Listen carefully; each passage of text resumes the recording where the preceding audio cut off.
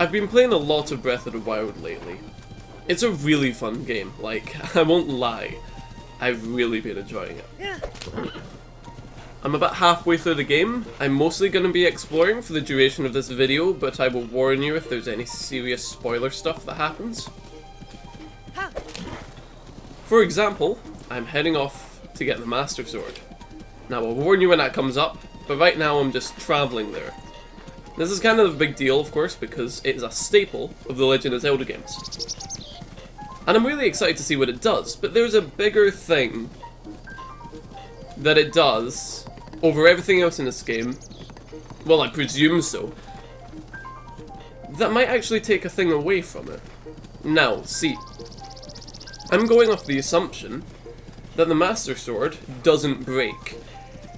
And if I stop very quickly, you will see I've got all these weapons.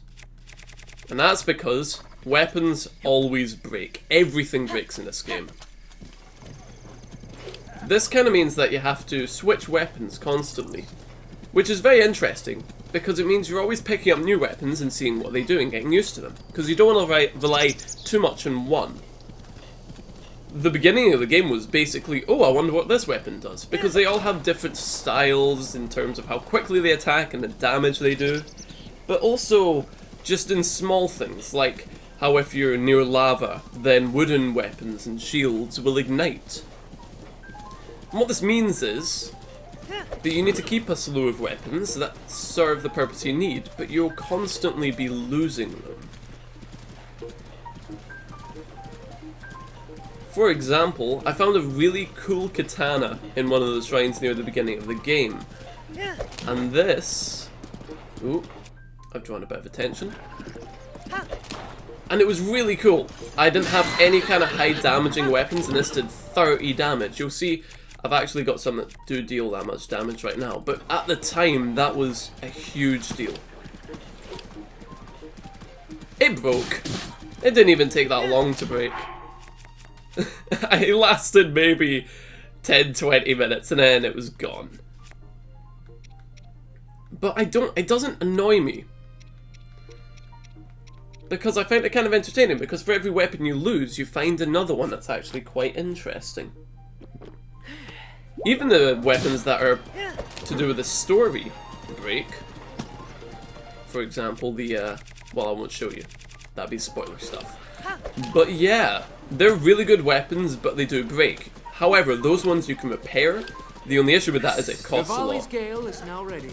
It costs a lot to repair them.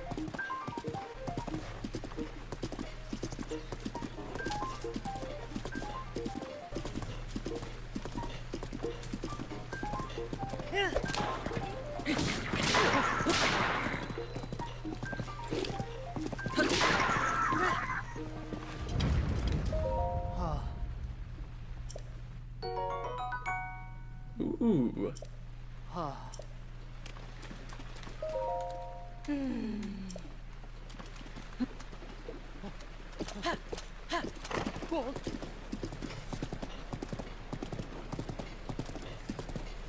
The thing is, some people don't like the system. And I can understand that. Constantly switching between weapons can almost be seen as tedious. Because you don't want to be having to pick up weapons all the time, balancing your inventory. Because let's be real here, you do that a lot. I've used up all my weapon slots, and I've expanded it. So, it is an issue. And I can understand that. Regardless, I do actually like the system. Now, there's a few reasons for that, but I think the biggest is that if you're always constantly swapping weapons, it's never really dull. And that's because, so I've got this one, it's quite a fast wee sword. I am attacking guys and it breaks. I have to go, oh, what do I want to use here? And it's like, I use this boomerang. And the thing is, the boomerang you can also throw and catch again. Not like that. Let me give that another try. So it's like, you could do this. I wonder if, ooh, and you can like attack and then catch. And then you've got your boomerang back. There's so many things. It encourages just this outside of the box thinking. It is genius. And also those moments of tension where you think you know what weapon you're going to use and then it breaks in front of you. Creates an issue. Could I mount that deer? Ooh. Okay. It's that kind of mindset as well. It's like, I can do this. Okay. That's quite interesting. And the big limiting factor to this is really the stamina meter. You're seeing a lot here. Running uses stamina. Say I want to climb this tree, that uses stamina. I can jump up quickly, that uses tons of stamina. Using the glider also uses stamina. And what this means is a lot of the time you're kind of feathering it and finding the times to use it and the times not to. But also, the climbing becomes a lot more tense than just a boring activity. Because you're always wondering if you've measured it correctly. And I say that right as the rain comes in. The rain actually makes climbing more difficult. A lot more difficult. So, I don't know. I guess I'll show you some footage that kind of demonstrates this.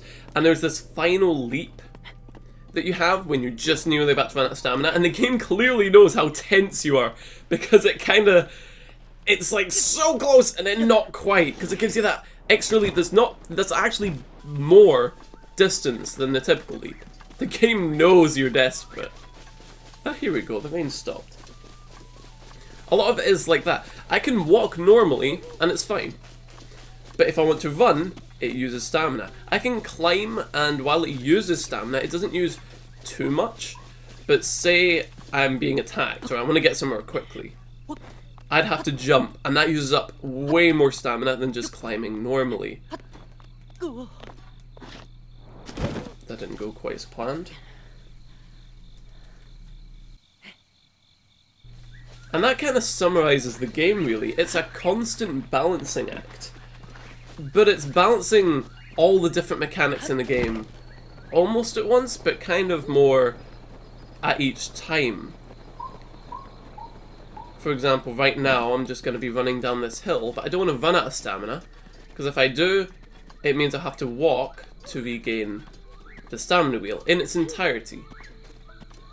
So it's that kind of trade-off, constantly. Like, do I use this weapon? This weapon is strong, I can throw it and get it back, but eventually it will break.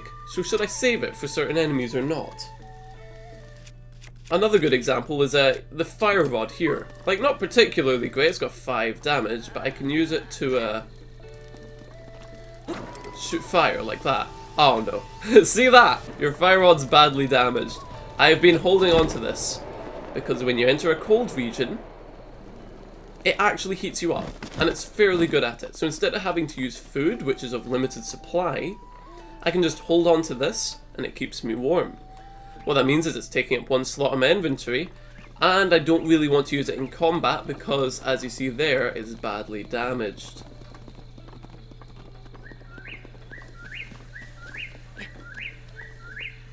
So the game really thrives on discomfort. The kind of discomfort of, will my stamina meter run out? Will my weapons break? What should I use in what situation? I've got tons of arrows right now, but I am scared to use them because different arrows are for different purposes. I don't want to use a nice arrow just on a typical enemy, but at the same time, I run out of normal arrows very quickly.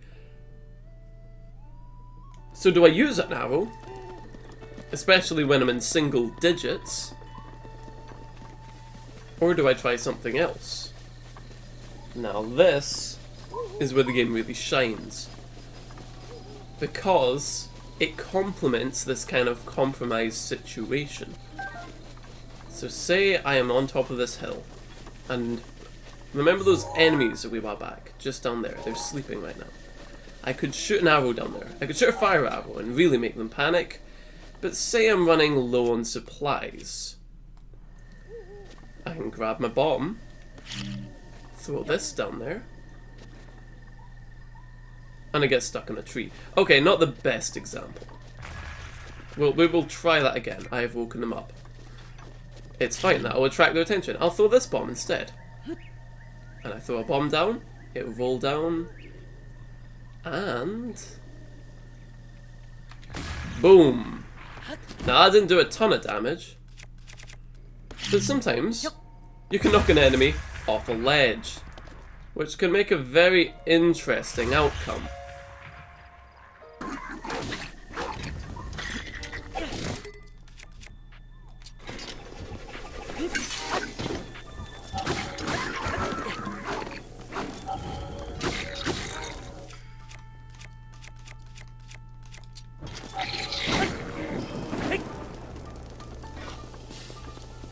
And say I really want to get away from an enemy. All I need to do is switch to fire arrows and set the whole place ablaze. It is raining right now. Damn it. I could take him down, or I can run away. Oh, I didn't know they could knock down trees. There you go. Anyway, I think the fun is over. It's time to take out this guy. There we go. And he's given me a soldier's broadsword. Now, it isn't quite as good as the sword I'm using right now, but say this one goes away, I really want a one-handed, quick weapon. That'd be quite useful. Similarly here, there's a spiked moblin club. Though I haven't used my club much, so I'm going to hang on to that. And there you have it, really. The game is amazing at encouraging this compromised system that it enforces on you. For example, I can use magnesis, pick up a box or something, and drop it on enemies instead.